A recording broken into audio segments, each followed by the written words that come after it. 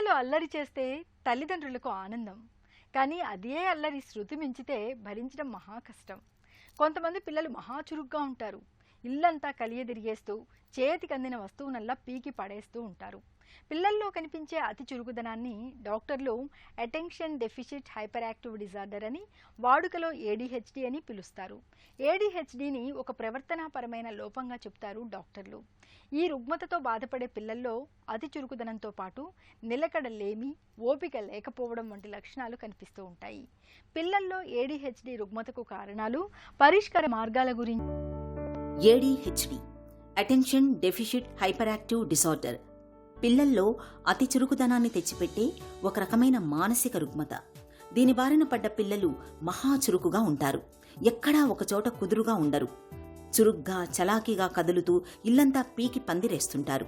వాళ్ల అల్లరికి ఒక హద్దంటూ ఉండదు. వీరికి అతి చురుకుదనంతో పాటు ఏకాగ్రతాలోపం కూడా ఉంటుంది. ఏడీహెచ్డీతో బాధపడుతున్న పిల్లల్లో నిలకడలేమి, ఓపిక లేకపోవడం, అవిశ్రాంతంగా కదులుతుండడం వంటి లక్షణాలు కనిపిస్తుంటాయి. పిల్లల్లో అతి చురుకుదనం అనేది వారసత్వంగా వస్తుందనే నమ్మకం మనలో చాలా మందిలో కనిపిస్తుంది. ఇందులో వాస్తవం కొంతే. 30% మందిలో జన్యుపరమైన అంశాలు కారణమైతే మిగతా 70% మందిలో మెదడు నిర్మాణం, అభివృద్ధిలో తలెత్తే లోపాలే కారణమని చెబుతారు డాక్టర్లు. ఏడీహెచ్డి అంటే attention deficit hyper active disorder.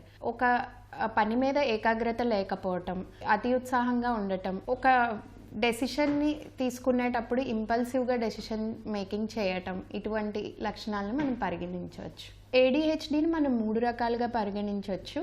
ఒకటి హైపర్ యాక్టివ్ అండ్ ఇంపల్సివ్, అంటే అతి ఉత్సాహం, ఉద్వేగానికి లోనవ్వటం. ఇన్అటెంటివ్ అంటే శ్రద్ధ వహించకపోవటం. కంబైన్డ్, అన్ని రకాలు కలిసి ఉంటాయి. పిల్లల్లో ఏడీహెచ్డికి గల కారణం మెయిన్గా జన్యుపరంగా లోపం అని చెప్పవచ్చు. జన్యుపరంగా లోపం ఎందుకు అంటే తల్లిదండ్రుల్లో ఇటువంటి లక్షణాలు మనం అబ్జర్వ్ చేసినా, లేదా తల్లిదండ్రుల్లో ఏదైనా మానసిక సంబంధిత మెంటల్ డిజార్డర్స్ కనుక మనం అబ్జర్వ్ చేసినా, ఈ జన్యుపరమైన లోపం వల్ల డోపమిన్ అనే కెమికల్ రిలీజ్ అవ్వకపోవటం వల్ల వచ్చే కారణమే ఏడీహెచ్డి అని చెప్పుకోవచ్చు. పిల్లల్లో అతి చురుకుదనం రావడానికి మనం అందించే చిరుతిండ్లు, రెడీమేడ్ ఆహారాలను కొంతవరకు కారణంగా చెబుతారు పోషకాహార నిపుణులు. చాక్లెట్లు, ఐస్ క్రీంలు, పిజ్జాలు, బర్గర్లు, వీటిలో మెదడుని ఉత్తేజితం చేసే రసాయనాల శాతం ఎక్కువగా ఉంటుంది. పిల్లల మీద ప్రేమతోనూ గోము చేస్తున్నారనో ఇలాంటి చిరుతిండ్లను అలవాటు చేస్తే వాళ్లలో అతి చురుకుదనానికి మనమే అంటుకట్టిన వాళ్ళం అవుతాం. పిల్లల్లో అతి చురుకుదనం పాళ్లు ఎక్కువగా ఉంటున్నప్పుడు వారిని ఫాస్ట్ ఫుడ్స్, జంక్ ఫుడ్స్ కి దూరంగా ఉంచాలి. సమస్య ఎదురైతే తట్టుకోలేరు, అతిగా ఆవేశపడుతుంటారు, రాత్రిళ్లు సరిగ్గా నిద్రపోరు.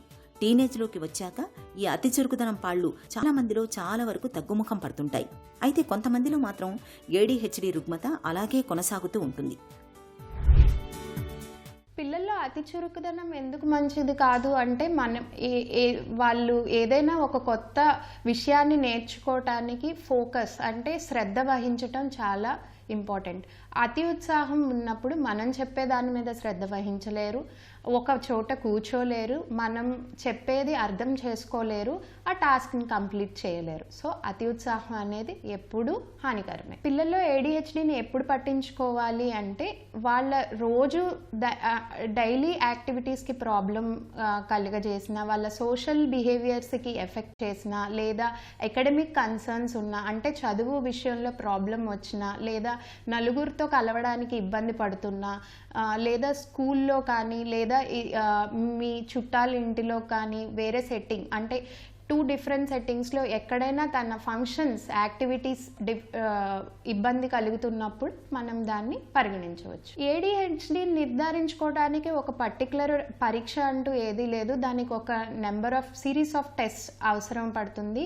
దానికి ఒక ట్రైన్డ్ ప్రొఫెషనల్ కావాల్సి ఉంటుంది. సో మీరు ఎప్పుడైనా హైపర్ యాక్టివ్ అతి ఉత్సాహం, లేదా ఇన్అటెంటివ్నెస్ కానీ, హైపర్ యాక్టివ్నెస్ కానీ, ఇట్లాంటి ఫీచర్స్ మనం పిల్లల్లో అబ్జర్వ్ చేసినప్పుడు ఒక కన్సర్న్ పర్సన్, ఒక కన్సర్న్ పీడియాట్రిషియన్ దగ్గరికి వెళ్ళి, ఒక ట్రైన్డ్ సైకాలజిస్ట్ లేదా ట్రైన్డ్ పీడియాట్రిషియన్స్ దగ్గర ఒక సిరీస్ ఆఫ్ అసెస్మెంట్స్కి కనుక మనం చైల్డ్ని తీసుకుంటే అప్పుడు టెస్ట్ అనేది చేసుకోవచ్చు.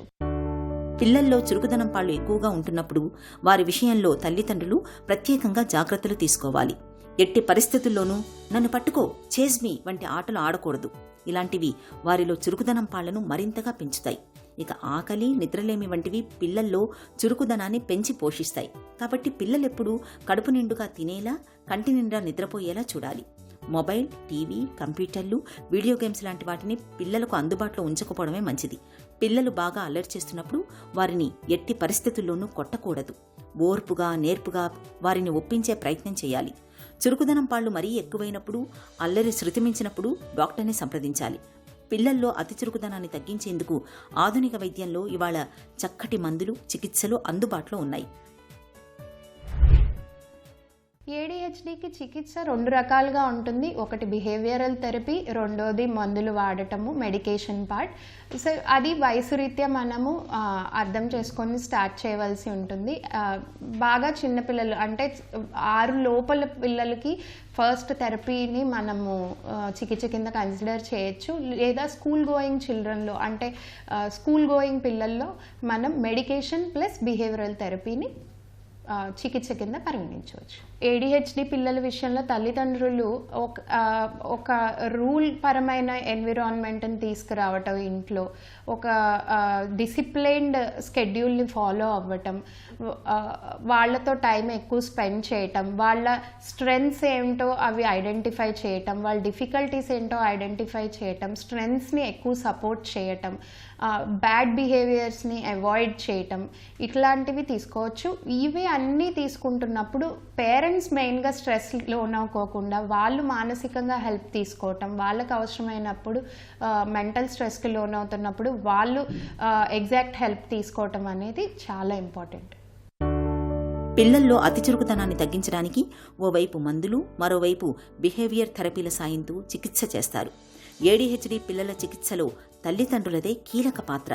మొదట వారి ద్వారానే ఈ రుగ్మతను తొలగించే ప్రయత్నం చేస్తారు. పిల్లల ప్రవర్తన మార్చడానికి తీసుకోవాల్సిన చర్యలపై తల్లిదండ్రులకు నిపుణులు శిక్షణ ఇస్తారు. పిల్లల వైద్యులు, మానసిక వైద్యుల సమక్షంలో చికిత్స తీసుకోవాల్సి ఉంటుంది.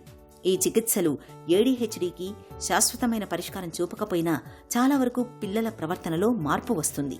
ఏకాగ్రత పెరగడం, ప్రశాంతంగా పనిచేయడం, కొత్త నైపుణ్యాలను నేర్చుకోవడంపై దృష్టి సారించే అవకాశాలు పెరుగుతాయి.